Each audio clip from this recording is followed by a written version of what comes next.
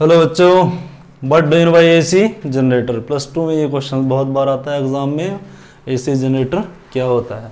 Any device which convert mechanical energy into, कोई भी ऐसा डिवाइस जो मैकेनिकल एनर्जी को इलेक्ट्रिक एनर्जी में कन्वर्ट कर दे। शादियों में आपने देखा है जनरेटर आता है। जनरेटर क्यों लेके आते हैं? इलेक्ट्रिसिटी चली जाती है। इलेक्ट्रिसिटी चली जाती है तो क्या होता है फिर इलेक्ट्रिसिटी जनरेट करने के लिए जो डिवाइस हम यूज़ करते हैं वो हमारे पास क्या होता है?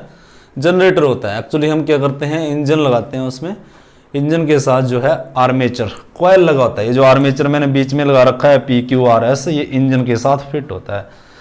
तो इंजन के साथ जब ये घूमता है तो इसके अक्रॉस जो है ये जो मैग्नेटिक स्ट्रॉन्ग मैग्नेट लगा रखे हैं हमने, स्ट्रॉन्ग मैग्नेट लगा रखे हैं। ये मैग्नेटिक फील्ड दे रखे हैं, दे रहे हैं north to south pole. This is the direction of magnetic field. और ये मैग्नेटिक फ्लक्स भी दे रहे हैं। फ्लक्स होता है BA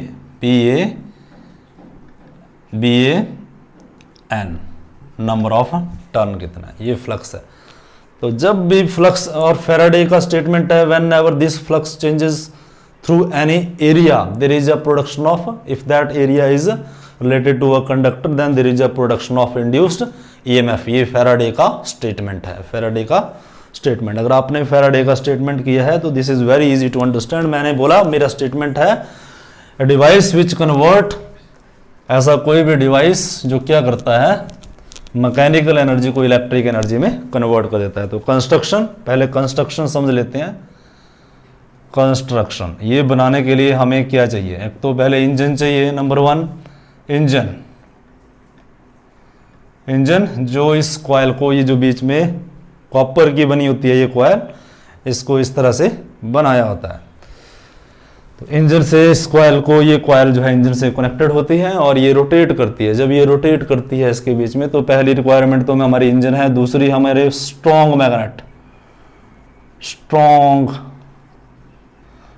ये स्ट्रॉन्ग मैग्नेट, ये थर्ड इज ये जो कॉइल बनी हुई है कंडक्टर की, कॉपर वायर की, इंसुलेटेड कॉपर वायर की कॉइल बनी, आर्मेचर क्या है? PQRS, ये आर्मेचर है। और क्या चाहिए हमारे पास? स्लिप रिंग, ये छोटी छोटी चीजें, ये स्लिप रिंग लगे हुए हैं, ये ब्रशेस, ये लोट जिससे मुझे आउटपुट लेनी है, फॉर आउटपुट लेनी है, उसको लोड बोलेंगे यहाँ पे। तो प्रिंसिपल क्या है इसका? प्रिंसिपल क्या है? Principle, what is principle? क्या लिखा है मैंने? प्रिंसिपल क्या है?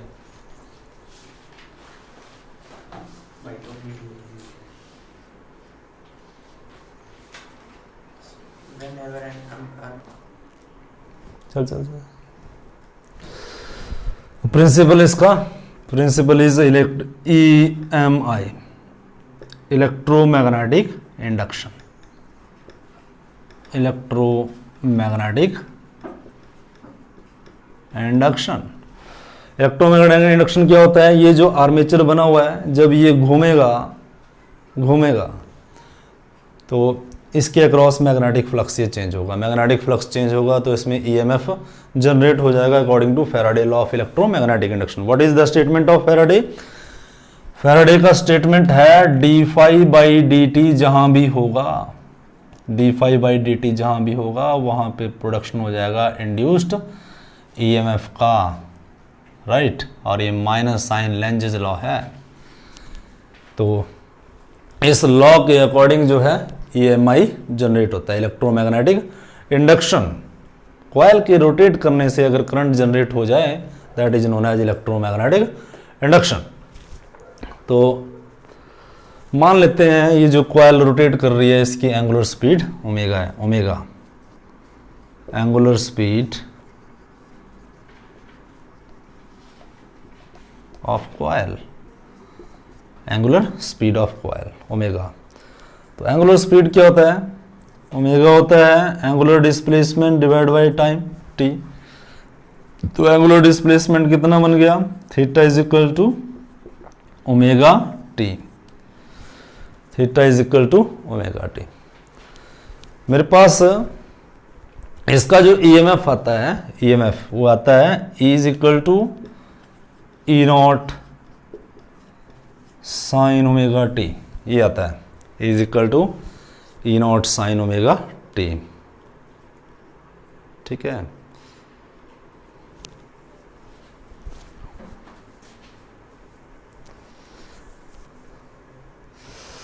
अब ये कहाँ से आता है? फैराडे लॉ बोलता है ईएमएफ जो जनरेट होता है that is equal to minus N d phi by d t, minus N, और जो है ये फाई जो है phi is equal to B A, phi is equal to B A cos omega t, right. तो value put करें अगर यहाँ पे तो ईएमएफ बनेगा EMF is equal to minus N d by d t of, ये बनेगा B A cos omega t. तो ईएमएफ जनरेट हो जाएगा, कॉस का डिफरेंशिएशन बी और ए का नहीं होगा, ये दोनों क्या है? कांस्टेंट है, बी कांस्टेंट बी। ये स्ट्रॉन्ग मैग्नेट जो मैग्नेटिक फील्ड लगा रहे हैं that is the strength of the magnetic field. Area, ये जो कॉइल है पी क्यू आर एस, इसका एरिया है। तो B और A, मैंने N B A ये बाहर, और cos ओमेगा टी का जो है डिफरेंशिएशन आएगा माइनस साइन ओमेगा टी, और ओमेगा टी का दोबारा से दैट इज ओमेगा, ये आया मेरे पास। और EMF जो आया जनरेट हो गए minus minus plus N B A omega sine omega T, और EMF E is equal to E naught sine omega T.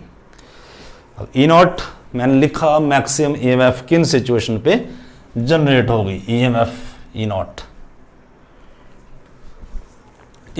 जो मेरे पास आया यहाँ पे, E naught is equal to N B A omega.